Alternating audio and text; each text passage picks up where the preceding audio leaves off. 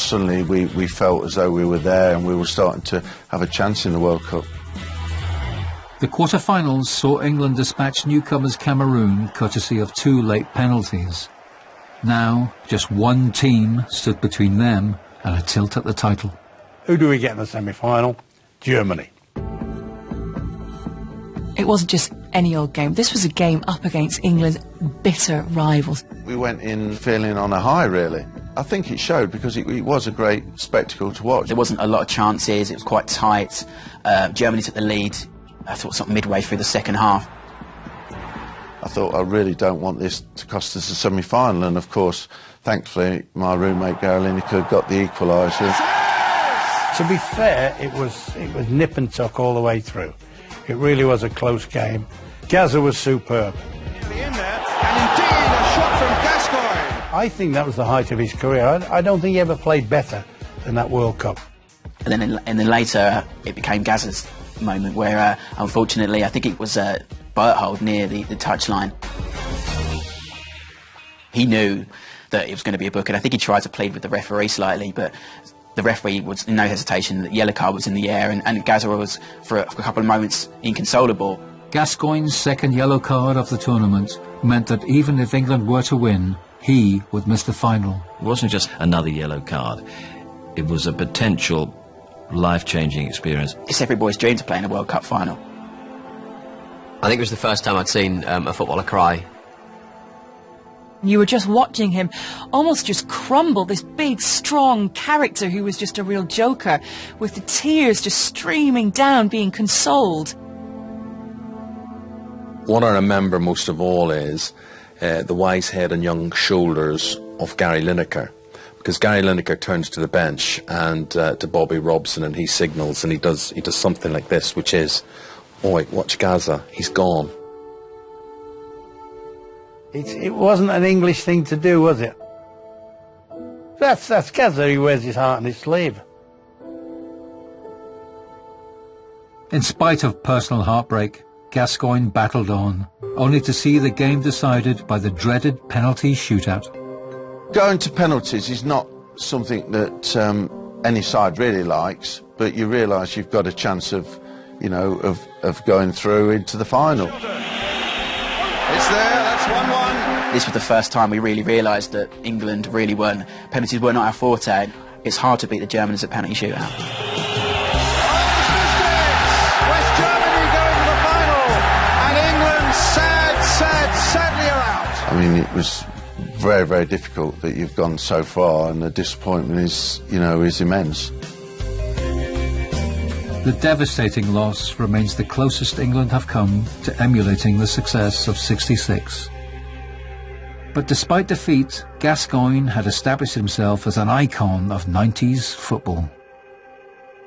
The European Championships have witnessed many memorable moments, but few greater shocks than the 1992 finals in Sweden. There are times, even at the highest level of international football, that you can completely throw the form book away and completely ignore the predictions. The '92 tournament would see international minnows Denmark become champions of Europe. A victory made all the more surprising as they should never have been there in the first place. So the European Championships 1992, Denmark had missed out on qualifying. They didn't manage to qualify, and Yugoslavia qualified ahead of them. But Yugoslavia couldn't play because there was a civil war, and the UEFA said as long as there's a civil war, we don't want a team in our championship. But who had to play? And they picked out Denmark because of their ranking and the way they played in the group. Denmark were like a last substitution. I think most of the players were away on holiday or booking to go on holiday at the time. They were on the beach, then they get the phone call. By the way, you know what? We have a European Championship to play. Right, okay, I'll be there.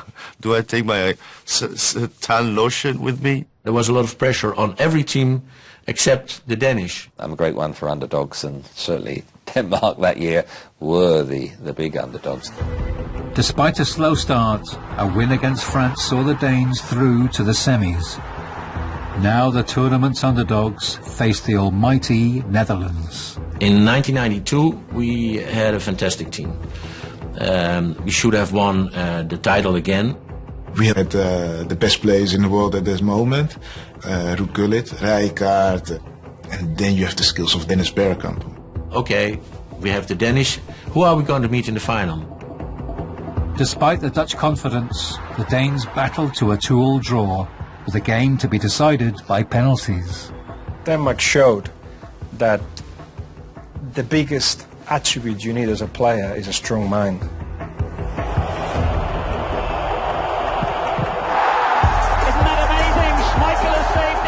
Again, Peter Schmeichel, the hero, he'd been pulling off, world-class saves right throughout that match, and he managed to do another one against Marco van Basten. Denmark, who shouldn't even have been here, have beaten the reigning European champions, Holland. 3 weeks ago you were on holiday, now you're in the European Championship final. Yeah, some holidays, huh? The final was Denmark against Germany. I don't think anybody gave the Danish much hope of lifting the trophy. I think everybody hoped that Denmark would have a good result, but nobody expected that was going to happen. The first goal, Jen Jensen smashing the ball from nowhere past the goalkeeper. As the match went on, Germany were hammering the Danish goal. Peter Schmeichel pulling off some of the most incredible saves you're ever likely to see. From a goalkeeping point of view, he was very instrumental in them winning that final. It was just one of those fairy tales come true. If you feel like you have nothing to lose, you perhaps acquire freedom in the way you play. The Danish proved, okay, preparation, it's here, it's mentality. Denmark, the European champions. The surprise winners. When Denmark won the European Championship, it was amazing because it was such unexpected. It was a very, very big surprise. An incredible performance from a quite incredible team. The sort of thing that we'll probably never see again. Our last great footballing moment of the 90s takes us to Barcelona's legendary Nou Camp, and perhaps the most incredible victory football has ever witnessed. Under manager Alex Ferguson, England's Manchester United had dominated their domestic league for almost a decade, but their crowning glory would come in 1999 as the team set their sights on winning all 3 major trophies in a single season. I mean, 99 was one of those seasons I don't think anybody could predict. You could not write a script better.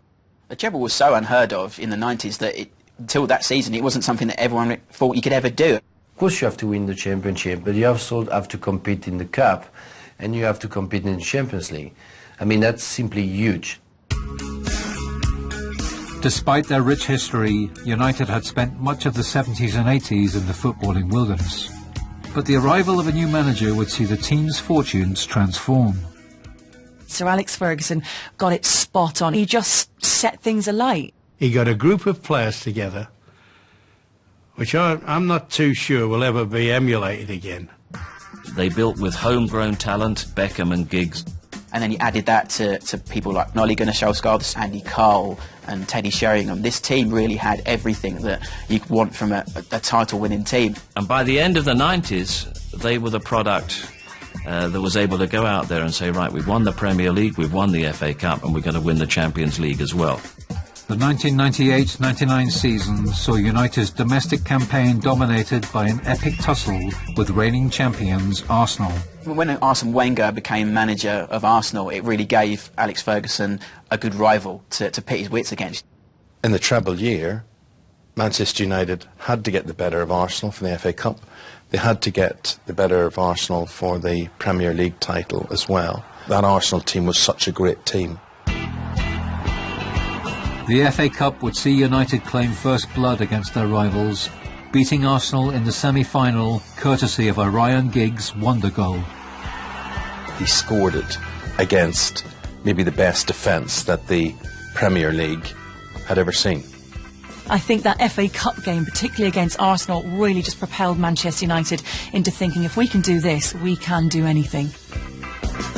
Having won the semi-final, United went on to claim the FA Cup, beating Newcastle United to seal the first trophy of the treble. Next, Arsenal once again stood in the way of Ferguson's Red Devils in a fight for the league title. Ironically enough, it was They were neck and neck with Arsenal, who'd won it the previous year. I know Arsenal fans who, to this day, claim and still say that they really should have stopped them from doing the treble that season. On the final day of the league, just 1 point separated the two teams. And the last game, I think they played Tottenham. Tottenham had a right go. I think they took the lead in the game. And then United came back to win, I think it was 2-1. It's Andy Cole! Oh, it's a great goal from Andy Cole! With the domestic double under their belts, United travelled to Spain to face German champions Bayern Munich in the Champions League final. Done the double, now you're looking for the treble. Yes, it's an important night for us, and we hope we do ourselves justice. That's the important thing. They've secured the Premier League. They've secured the FA Cup. This is it. Could they be the first English club to go on and win a treble? People began to believe, was it our destiny? But the Germans weren't about to roll over. First blood to Bayern Munich! 6 minutes in, we go one down. You definitely thought Bayern were going to win that. This is not Manchester United tonight, and then just something happened towards the end of the game. They brought on Teddy Sheringham, they brought on Ole Gunnar Solskjaer, the super sub, and then in injury time, one corner came in, flick of the header. Bang, equaliser for Man United. That wasn't just good football, it was exciting. It was last-minute stuff that had you glued to your seat. You assumed there was going to be extra time. No, not in Man United's book. Another late corner where it's sort of deep into injury time. How long was left on that clock? Seconds. A corner. Beckham. Sheringham. Solskjaer.